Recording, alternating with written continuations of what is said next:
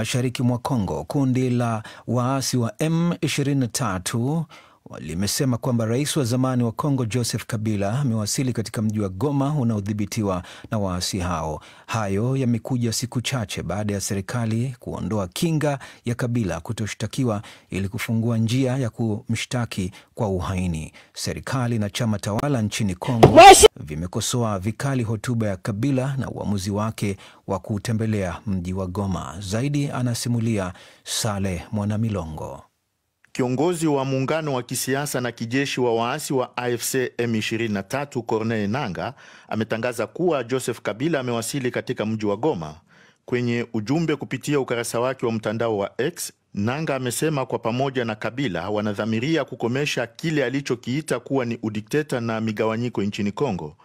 Kurejea huko kwa Kabila nchini Kongo kumethibitishwa pia na watu wa karibu yake.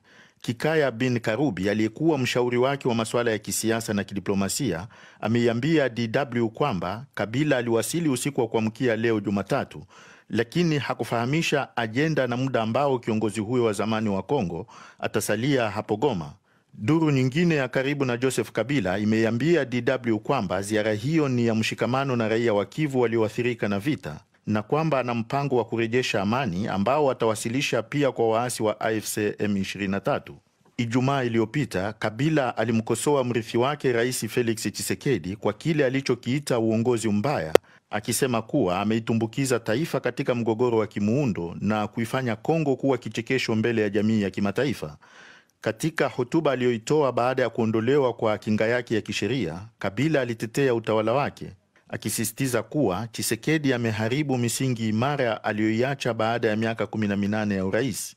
Mjini Kinshasa, hotuba ya Joseph Kabila na ziara yake huko Goma vimechukuliwa kama kitendo cha usaliti wa taifa na kwa demokrasia. Akihojiwa na televisheni ya taifa, msemaji wa serikali ya Kongo Patrick Muyaya amesema kuwa Kabila amepitwa na wakati na alitakiwa kunyamaza.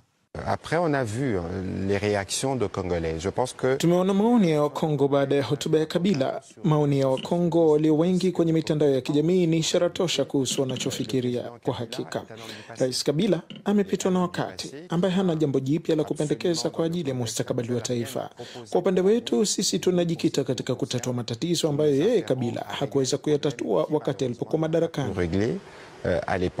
Akiwahutubia wafuasi wao kwenye makao makuu ya chama jijini Kinshasa, Augustin Kabuya, katibu mkuu wa chama tawala cha UDPS, alimtuhumu Kabila kwa kudhoofisha jeshi la Kongo na kuchangia uingiliaji kati wa Rwanda wakati alipokuwa rais. Kabuya amesema kiongozi halisi wa waasi wa M23 na aliyechangia kufilisika kwa taifa la Kongo ni Joseph Kabila katika uongozi wake wa miaka 18 wa taifa hilo lenye utajiri mkubwa wa rasilimali za madini. Ripoti yake Saleh Mwanamilongo. Je, lipi kusudi la Rais Kabila kuutembelea mji wa Goma wakati kama huu? Hili ndilo swali ambalo mwenzangu Sudi Mnete amemuuliza Nixon Katembo, mwandishi habari na mchambuzi anayefuatilia kwa karibu masuala ya Afrika na hasa Jamhuri ya Kidemokrasia ya Kongo, akiwa mjini Johannesburg, Afrika Kusini. Hii ni mwendelezo wa kazi zake za kuunga M23. Kumbuka Kabila, watu wengi hawajui kwamba ni yeye ndiye mwanzilishi wa maasi hayo tangu mwaka 2013 wakati alipotaka kujiondoa ile pressure iliyotolewa na Umoja Mataifa kuhusu uchaguzi wa mwaka 2011. Wakati wote imetajwa Rwanda, lakini Kabila hakuwa anatajwa. Anahusika vipi katika hizi vurugu za sasa? Kabila na Rwanda wamekuwa wakishirikiana pamoja katika kuimarisha usalama wa mashariki mwa Kongo kwa maslahi binafsi. Kwanza maslahi yake ya kibiashara, kwa maana kuwa ana biashara nyingi ambazo zinafanyika kule Kongo. Kwa upande wa Rwanda ni kuweza kuendeleza maslahi yake ya kiuchumi, wala si hata kutetea wale wanaoitwa kuwa raia wa Kinyamlenge ambao Rwanda inasema wanaandama pamoja na wakimbizi ambao wako pale Rwanda wanataka kurejea nchini Kongo. Uwapo wake Kongo wakati huu kutakuwa na matokeo gani? Utaligawa taifa, mimi ninaloona, kati ya mashariki na magharibi, na hii inaweza ikawa na azma ya baadaye ya mgawanyiko ndani ya Kongo. Na hii ni moja kwa moja kutokana na uhafifu wa serikali ya Kinshasa.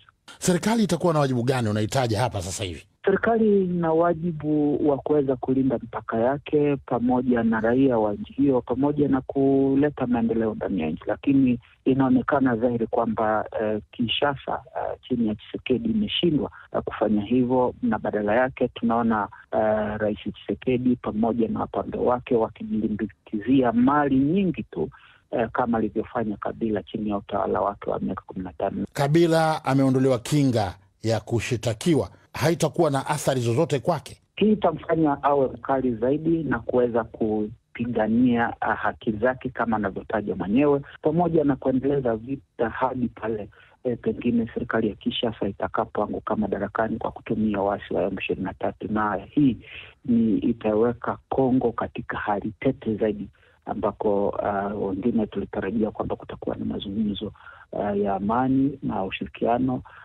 na tuongoje iwapo Marekani itakuwa na washawishi vya viongozi hawa wote ikiwemo Kabila pamoja na serikali ya Jamhuri ya Kidemokrasia ya Kongo. Umeitaja Marekani, lakini jumuiya za kikanda zimekuwa na jitihada zao. Ni kwamba juhudi zote hizi hazitafua dafu? Naam, juhudi za kimataifa zimezalilishwa kutokana na uongozi mbaya pamoja na kutokuwa na msimamo thabiti kwa serikali ya Kongo. Upande wa pili kutokuwa na msimamo wa kitaifa na ukosefu wa uzalendo kwa wanasiasa wa nchi hiyo kuhakikisha kwamba wanaliweka taifa mbele. Upande wa mashariki, kwa mfano SADC ilienda kule kusaidia Kongo, lakini mwishowe ni kama imezalilishwa na imelazimika kuondoka. Uwapo wa Kabila katika eneo lile la mashariki ya Kongo utakuwa muda mfupi au utakuwa muda mrefu?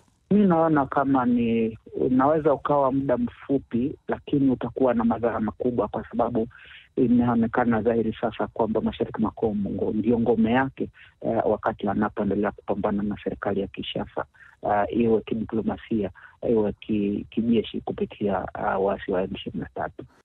Nixon Katembo kama alivyozungumza na mwenzangu Sudi Mnete kuhusu ziara ya Joseph Kabila katika mji wa Goma mashariki mwa Kongo.